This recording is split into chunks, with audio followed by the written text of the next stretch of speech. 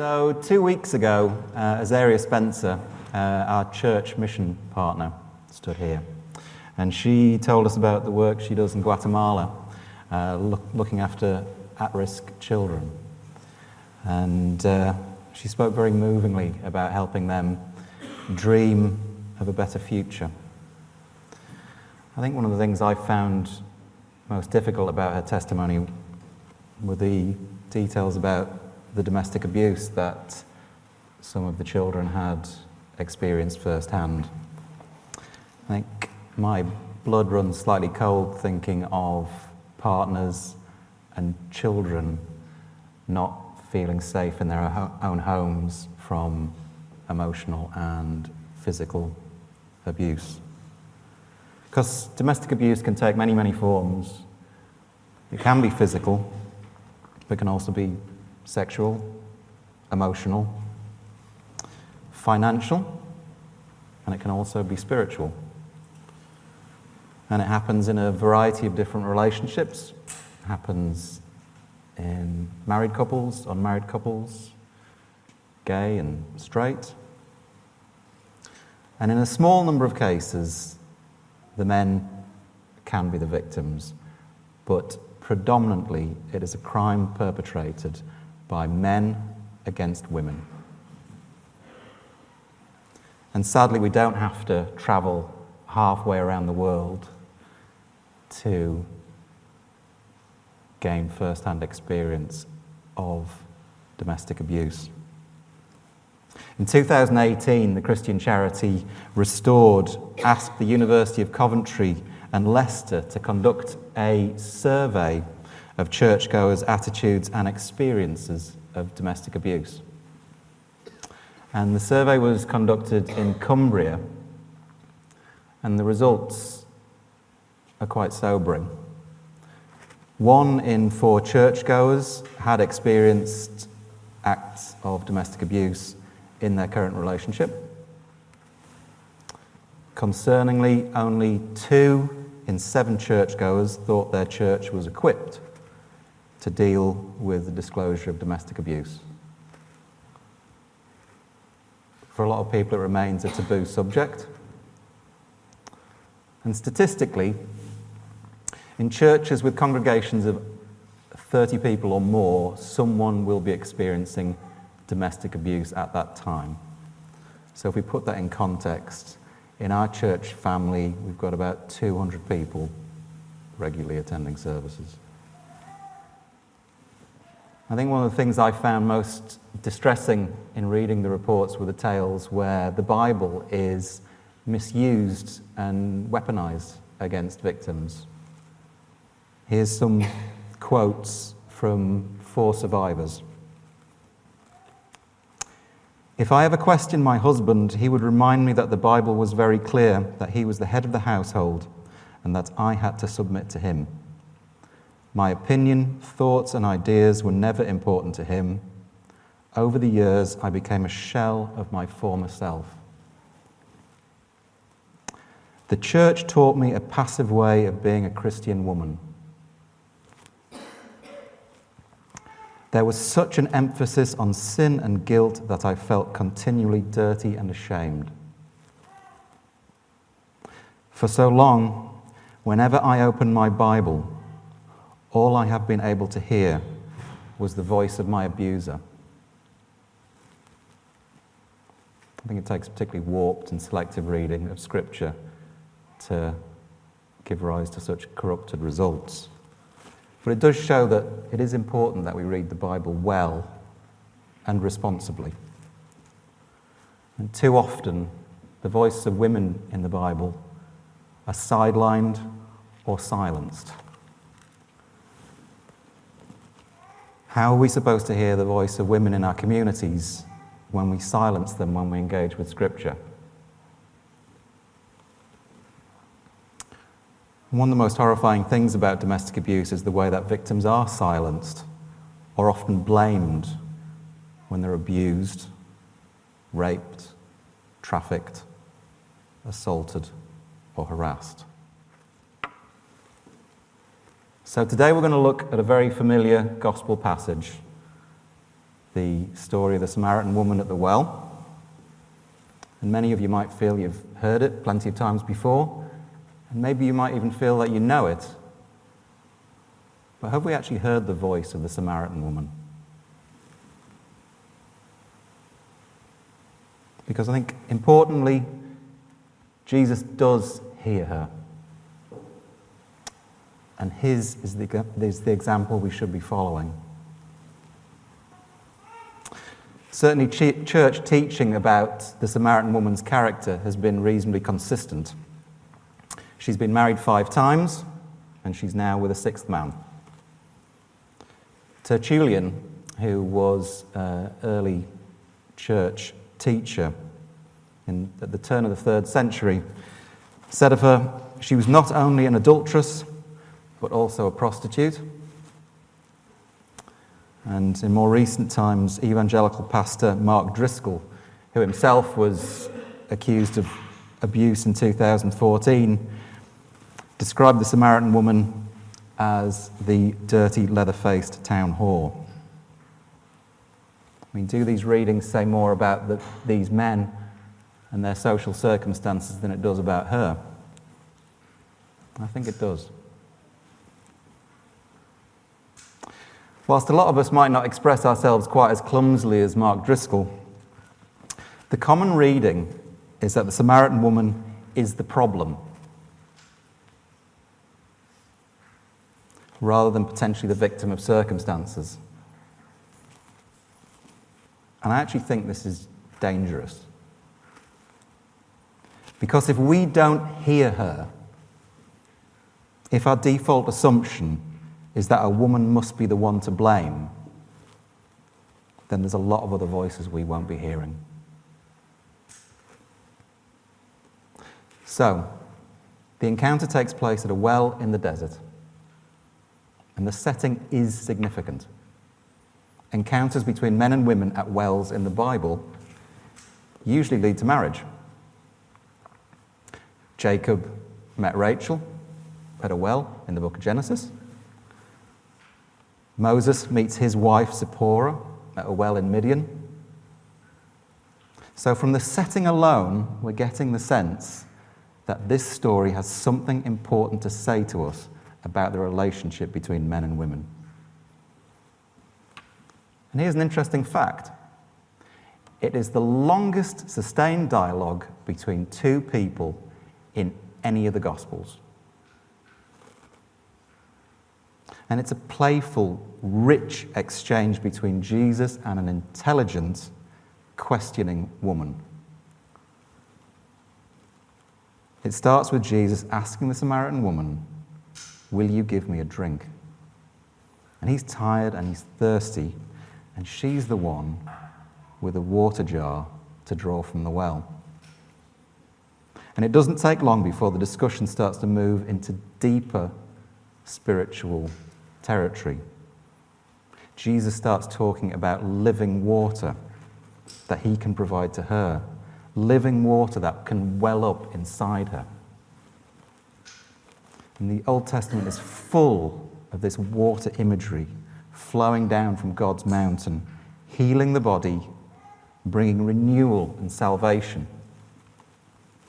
You know, we see this imagery, it's in the books of Moses, it's in the Psalms, it's in the prophets.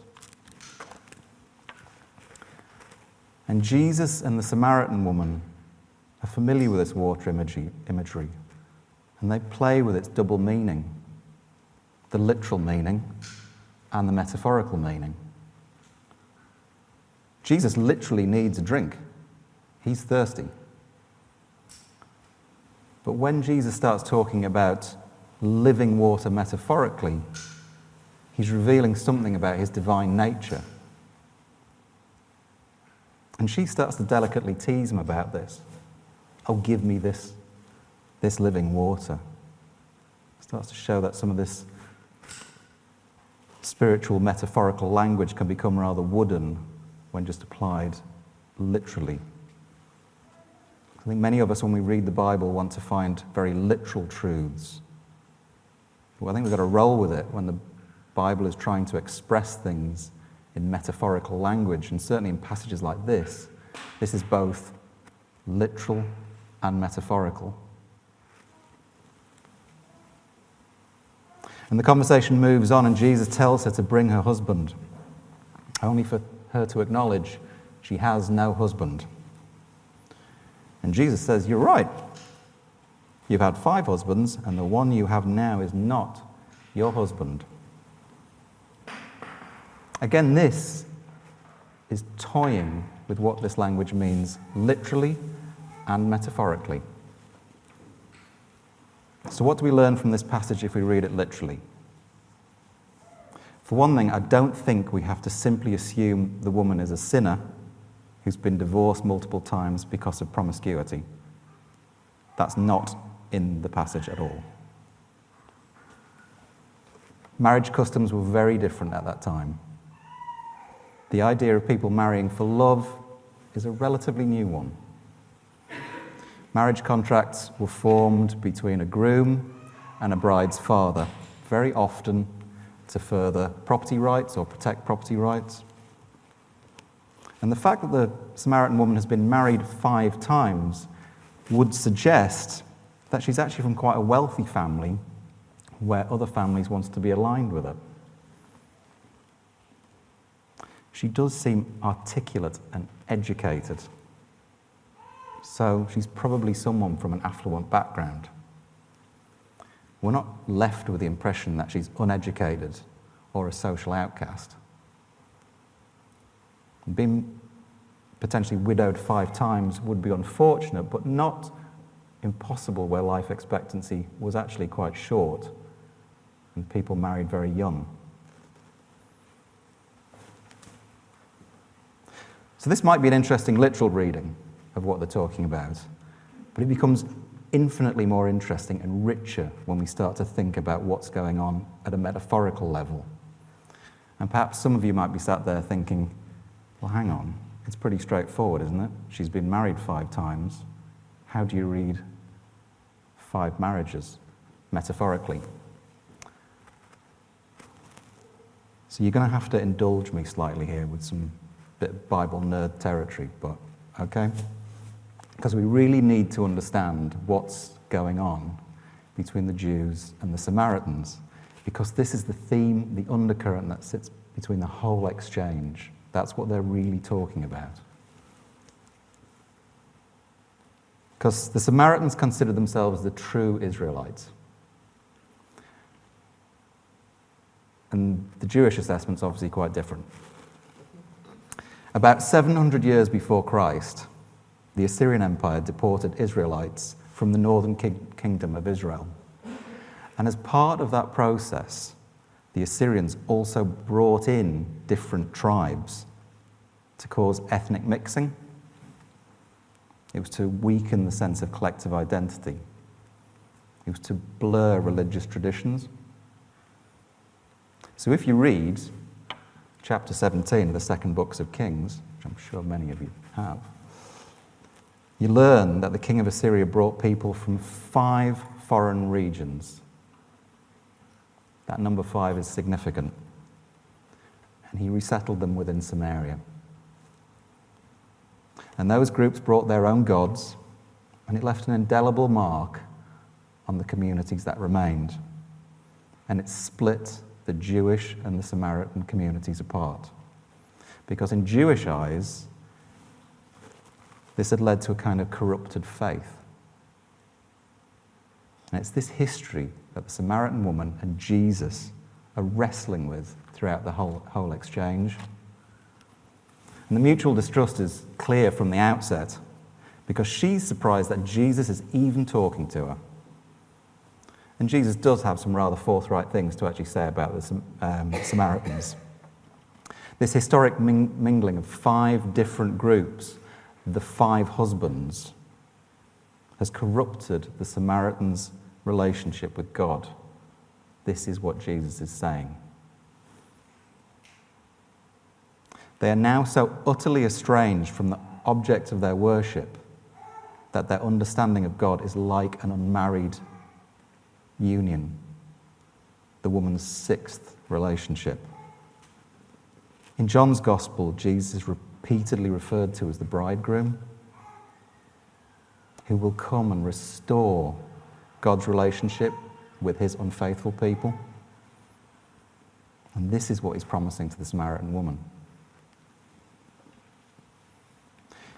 His arrival will enable the Samaritans and the Jewish people to throw off the restraints of their tangled history and worship in a new and liberated way. He says, "Yet a time is coming when the true worshippers will worship the Father in spirit and in truth." And there's a lovely detail at the end of the story where she leaves her water jar and races back to the village to tell everyone about this encounter with Jesus. It's a telling detail about her being a disciple, because when the disciples usually encounter Jesus for the first time, they drop whatever they're doing, whether it's fishing nets or water jars, to go and tell people about this guy. And the people she speaks to hear her. She is heard. And the other Samaritans in her community are drawn to Jesus too. It's what he promised. True worship. She is heard. John's Gospel is full of these complex characters, and we're invited to wrestle with their implications and evaluate them. And the Samaritan woman provides us with a perfect example of discipleship. She's not a character to be reviled. She's bright. She's questioning. And importantly, she's open to Jesus' invitation. For too long, we have not heard her. Rather than following her example, she's been judged and she's been silenced. So what other voices are we ignoring?